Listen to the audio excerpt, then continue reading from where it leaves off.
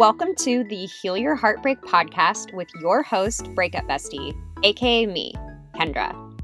Breakups are hard, but you don't have to do it alone. Each week, I will be taking you through a different topic as it relates to breaking up, healing from heartbreak, growing in your single life, dating, and getting back into happier and healthier relationships.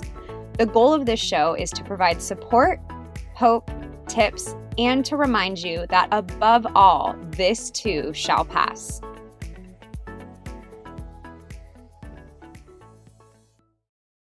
Welcome back to another episode of the Heal Your Heartbreak podcast. And before getting into today's episode, I wanted to let you know that in addition to the mini courses I just released, I have something very exciting coming out next week that actually relates to the topic in today's podcast to help those of you that are in the middle of a breakup or are struggling through your breakup to get through the tough times during the holidays. So today we're going to talk about one of my favorite topics, which is playing the investigator. The role of the investigator is unfortunately one that we all fall into, and some of us tend to take the role a little bit more seriously than others. So during today's episode, I'm going to discuss why playing the investigator is going to make our breakup much harder, the different kinds of investigating we fall into, and how we can be more aware and stop those behaviors. I think sometimes when I mention investigator, people assume I'm talking about doing some serious spying on your ex, like driving by his house, which by the way, I've 100% done, or accidentally running into him at a spot you know he'll be, which I've also totally done. But what I really want to focus on today is the more subtle investigating we do, mainly involving social media or getting information from friends and family.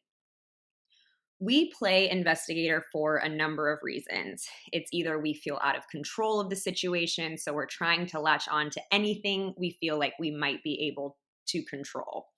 We also feel like if we can keep tabs on what our ex is doing, we're more likely to be able to get back together with them, or if we somehow keep tabs on them, they won't date someone else. Again, all of these feelings are so normal, but unfortunately, they are not going to be solved by stalking or playing investigator with your ex. When we're playing investigator, I think what we're looking for typically falls into three categories. The first one is we want to know how they're doing emotionally. We want to know if they miss us, if they're struggling with the breakup like we are, or if they're just doing totally fine without us. The second is we want to know what they're actually doing or what they're up to. And I think this one is more out of curiosity. You spent all of this time with your ex knowing what they did every single day, so it's going to be natural for there to be some curiosity about what they're up to. And then the third one is we really want to know if they've moved on or if they're seeing anyone else. This is probably the one that you're most after. You want to know if they're seeing anyone new. This one is tricky because at the end of the day, you really don't want to know this information because it will be extremely painful. However, it's one of those things that we typically can't help but want to know. If you like what you hear on this podcast and you want more, you can work with me directly using my courses. No matter where you feel stuck in your breakup recovery, there is going to be a course for you. With the Breakup Emergency First Aid Kit, you can jumpstart your healing process right after a breakup if you feel lost and you feel like the world has just been ripped out from underneath you. With the Detox Your Ex course, we'll go through the no contact rule and how to start detoxing your ex from your life and from your obsessive thoughts. In Breakthrough Your Breakup, we'll dig into the feelings, resentments, anger, and your relationship in general so you can walk away from it with a feeling of peace. Lastly, in Moving On After Heartbreak, we'll get you prepared to go out and meet your dream partner without that fear of getting hurt again. And if you want all of these, or like I call it, the whole shebang, you can still purchase Heal Your Breakup course, which will go through everything I just listed and more. And for my podcast listeners, you can still use the code PODCAST for the full course and get $25 off. Head to the link in my show notes to take the quiz and find out which course is best for you so you can start moving on, healing, and feeling happy again. And for a limited time, you'll also get my 90-day breakup journal for free as a bonus. If you listen to this show, you know how much I love journaling and how important it is. So head to the show notes to start your healing journey with me. Now back to the show. So now that we've covered why we tend to want to play investigator, let's go over how we try to get this information. So these are just examples that I have done in the past, and we've all used different ways to get this kind of information, but examples include checking their social medias constantly, looking at who likes their post, checking in to see if they're following anyone new on Instagram, looking if they have any new friends on Facebook. We zoom in really close on their photos to see if those are girls' shoes or boys' shoes in the background. We try to innocently ask mutual friends how they're doing. We explicitly ask friends to get intel. We manipulate relationships with mutual friends to try to get information. Let's just say we can get really creative with ways that we can try to figure out what our ex is doing since the breakup. And again, I can attest to all these methods because they are all ones that I have tried. So next, let's talk about why this isn't a good idea. And the biggest reason it's not a good idea is because it's going to make the emotional pain of going through the breakup significantly worse. Learning any of this kind of information from them is going to hurt. And most importantly, no matter what you find out, you are walking into a lose-lose scenario. Think about it. If you find out your ex is dating someone new, you are going to feel crushed.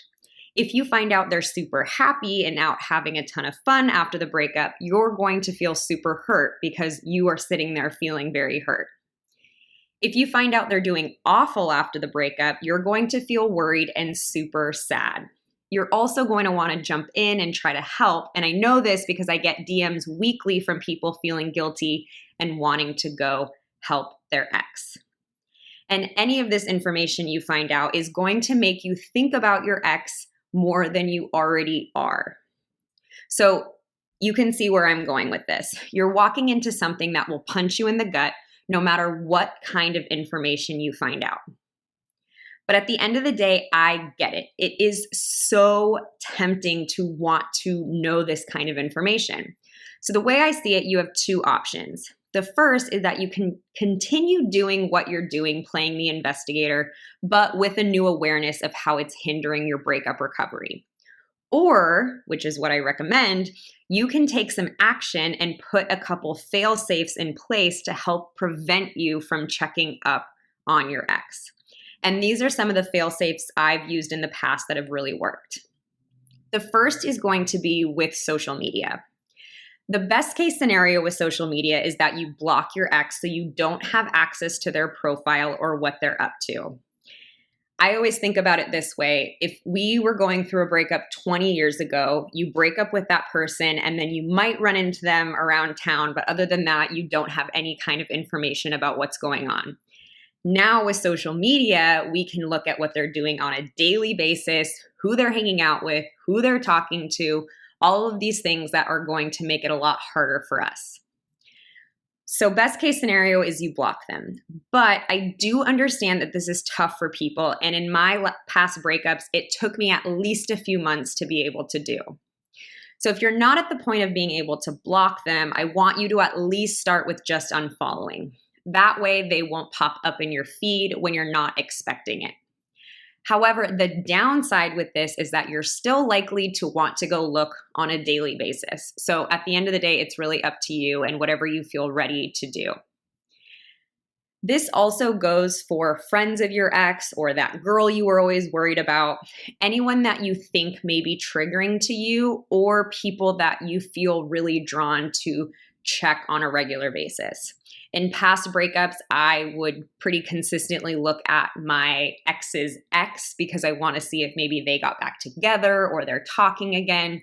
So anyone that you feel really triggered by, I would also really recommend that you unfollow them or block them. So again, it's a protective measure for your breakup recovery.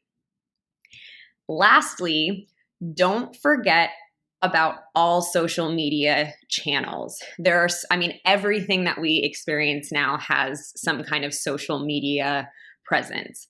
I can't tell you how many people I get distraught messages from because they see their ex on Venmo paying some girl for whatever reason.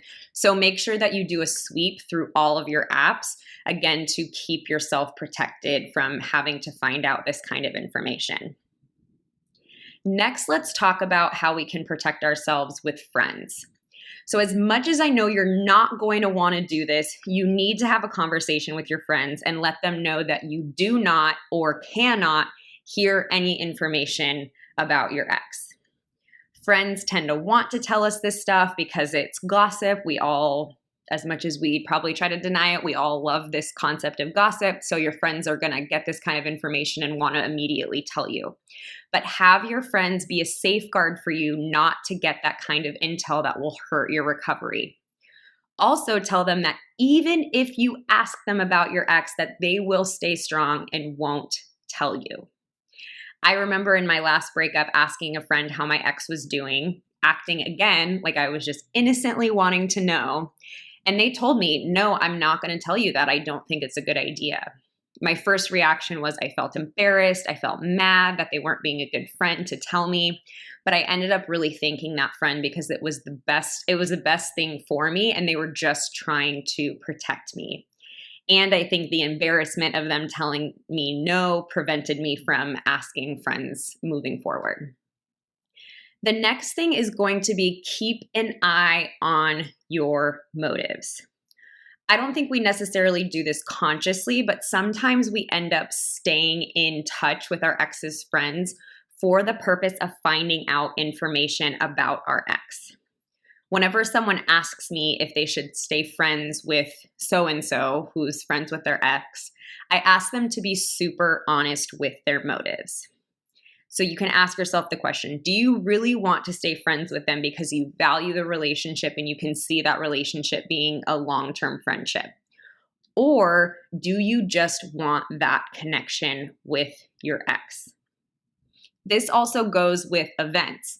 I remember after my last breakup, I got invited to this party that an acquaintance was throwing, and I noticed that my ex was invited.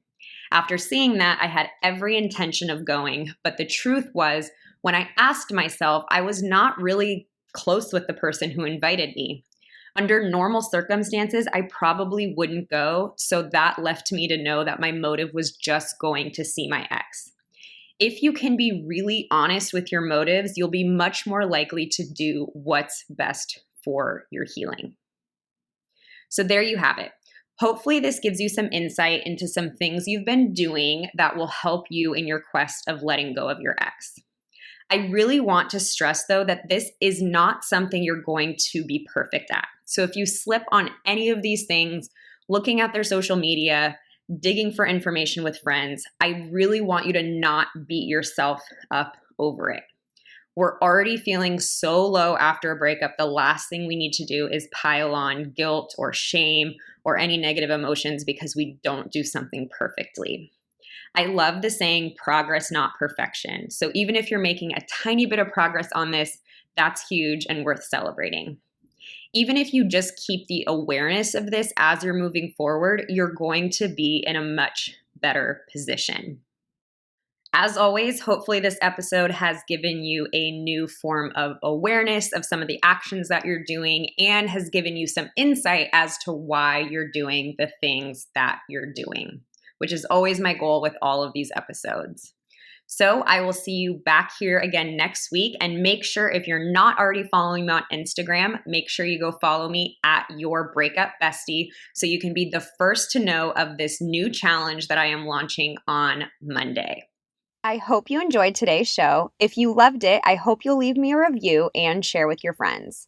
If you're interested in learning more about my course, Heal Your Breakup, where I take you step by step through my entire healing process, you can find more info at my website, breakupbestie.com. And if you're new, don't forget to join our private Facebook group so you can connect with other women going through the same thing and seek support. You can search Breakup Bestie Support Group on Facebook to join. Lastly, if you're not already following me on Instagram, I share new tips and support every single day. You can find me at Your Breakup Bestie.